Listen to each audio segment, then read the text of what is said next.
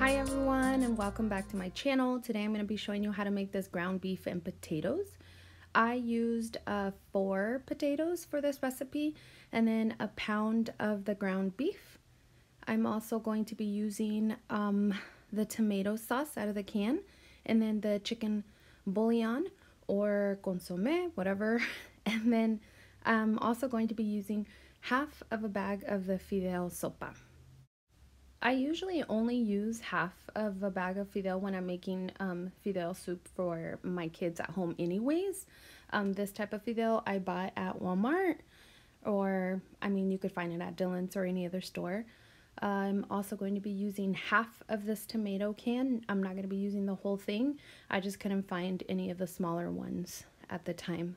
Right, so let's get started. You're going to be using a big pot. I like to use a big pot because it is going to have some caldo in it, so it's going to be soupy. I do want to share that I am using my Pampered Chef tool. I got this from a dear friend of mine. She was selling Pampered Chef at the time.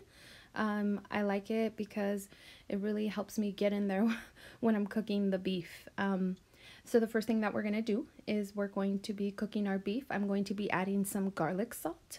I'm also going to be adding, honestly guys, I don't measure anything. I mean, if you do, good job. I just don't. I honestly eyeball everything.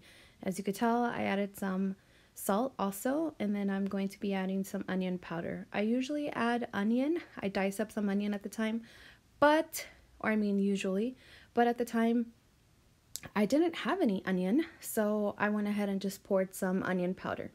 And then I'm going to be stirring it up with my Pampered Chef tool.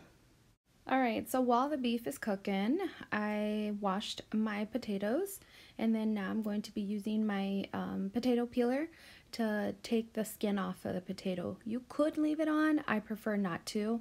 I mean, I usually sometimes leave it on, but at the time I didn't want to.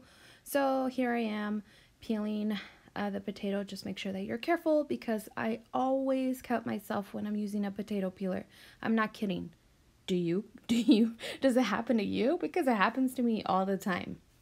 Anyways, we're going back to our beef and we're going to be checking on it also. Make sure that you're stirring it up just like this. So the ground beef is almost done. You don't want to overcook it because you're going to boil it anyways with everything. So this is fine the way it looks. I like to tilt my pan over to the side like this, and as you could tell, that's a bunch of the fat that I just like to spoon out and take it out. If you want to drain your ground beef the way you do it, that's fine. This is the way I do it. I just lean it over, tilt it over to the side, and I just spoon it out. As you could tell here, I had already took the fat out, and this is what it looks like. And I'm going to cover it up, and I'm going to show you real quick how I'm going to be cutting my potatoes. Alright, so now I want to show you how I cut my potatoes up. I like to cut them in small pieces. So the first thing I'm going to do is I cut it in half, and then I'm going to make 2 more cuts into each half so I can make 3 parts like this. I'm going to do it to both halves. So 1, 2, and then I'm going to flip it over, and I'm showing you here real quick that there are 3 parts. And then I'm going to make 2 more cuts, so 1 and 2. And then I'm going to turn them around, and then I'm going to dice them up real small, just like this.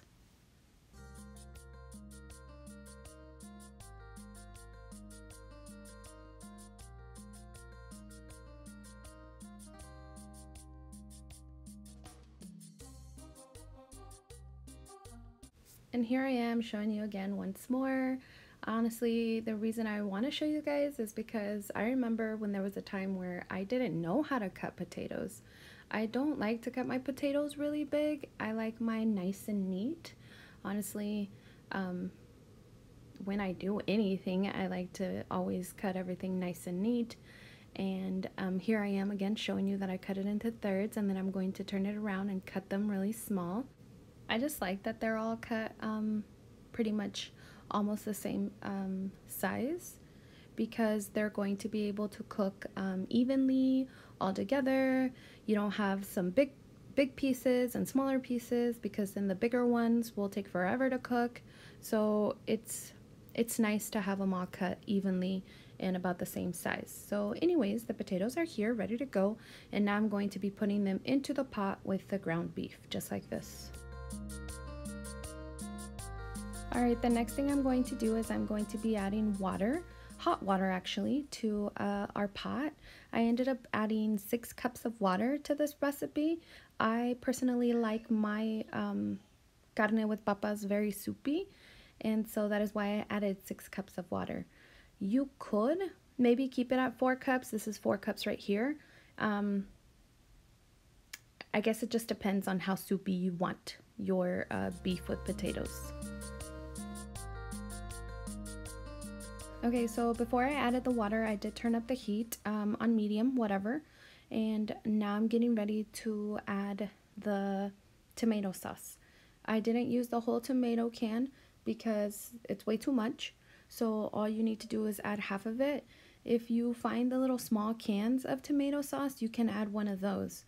I didn't find any at the time, so I had to use or had to buy the bigger can and only use half of it.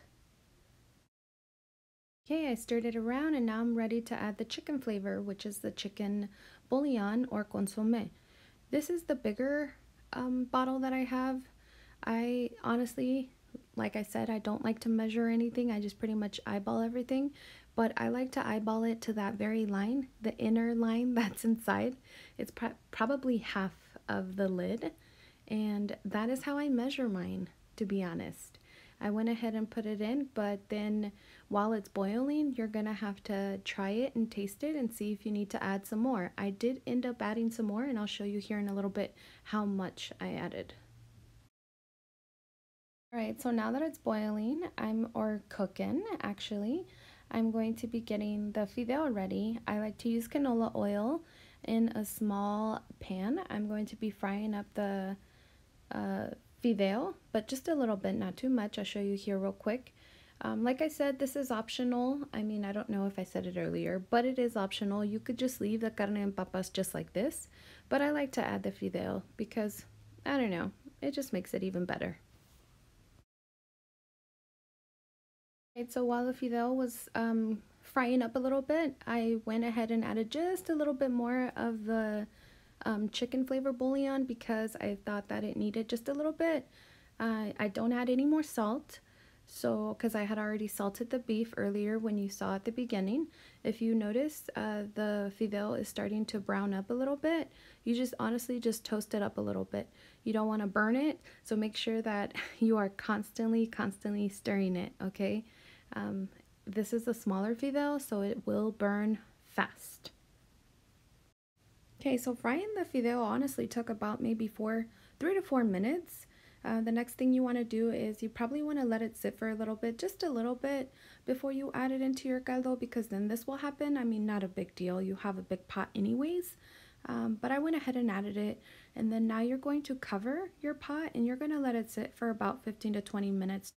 Just don't forget to come back and check on it, you know, every 3 to 4 minutes, and then you could stir it around just to make sure to see if it's ready. As you could tell here, I had let it sit for about 15 to 20 minutes and stirring it occasionally, and then now it's ready to go. So this is what it's going to look like. Some people like to add corn.